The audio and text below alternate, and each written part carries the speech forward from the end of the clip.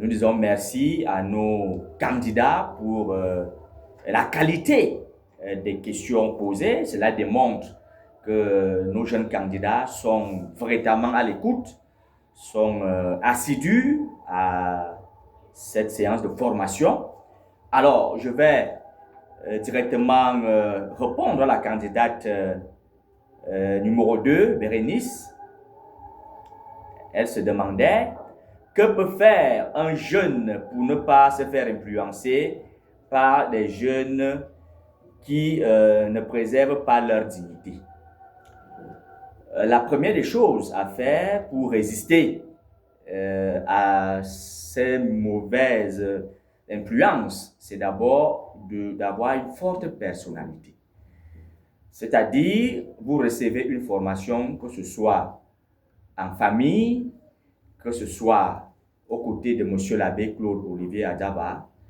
Vous devez donc tout faire pour que, lorsque vous vous retrouvez dans des établissements scolaires, vous ne devez pas laisser que des jeunes, à un moment donné, qui n'accordent pas de l'importance aux études, des jeunes qui se lancent de manière précoce dans des relations sexuelles, des jeunes qui, à un moment donné, n'assistent pas aux cours. C'est-à-dire, on dit souvent au jargon qui est connu, ils dribblent les cours.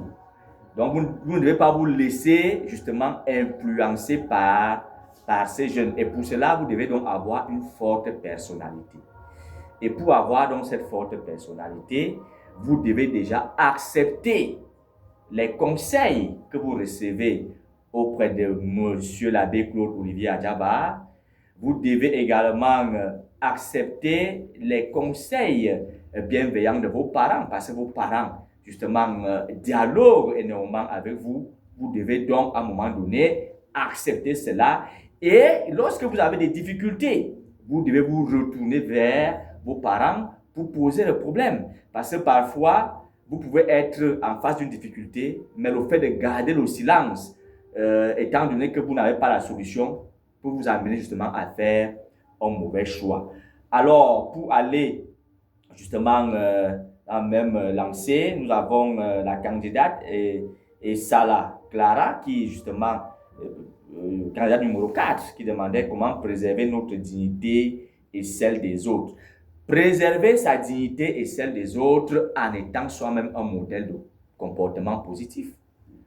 Parce que il n'est pas question de dire à l'autre: il ne faut pas voler, il ne faut pas mentir, si à un moment donné, on est soi-même en train de mentir.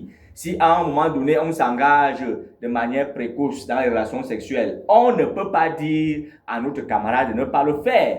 C'est pour cela qu'il est important pour le jeune qui veut préserver sa dignité, à un moment donné, d'être un modèle positif de comportement, d'être justement cette personne-là qui accepte les bons conseils, tels que j'étais en train de le dire, de M. l'abbé Claude Olivier Adjaba, d'être cette personne justement vertueuse, cette personne qui, à un moment donné, cultive la crainte de Dieu. Dans l'enseignement, on est revenu là-dessus. Est-ce qu'à un moment donné, on prie même le matin avant de sortir? Parce que on peut être influencé si à un moment donné on n'a pas une forte personnalité. Mais le fait à un moment donné de prier, de prendre en compte des conseils, à un moment donné, cela nous permet de résister à la tentation. Donc il faut être un modèle de comportement positif. Alors nous avons Gouette Adjaba Joséphine, candidat numéro 1, qui demandait: dans un monde en mutation où le bien est confondu au mal et vice-versa, comment le jeune peut-il préserver sa dignité? Donc ça rejoint ce que j'étais en train de dire, en mettant en pratique les conseils reçus en famille, auprès de M. l'abbé, en étant justement, en cultivant une forte personnalité. Même la question du candidat numéro 1, Adjaba Claude Olivier, qui voulait savoir comment préserver notre dignité dans un environnement malsain et rempli de vices. Donc, toutes ces questions, justement, vont dans le sens, justement, de la culture de la forte personnalité.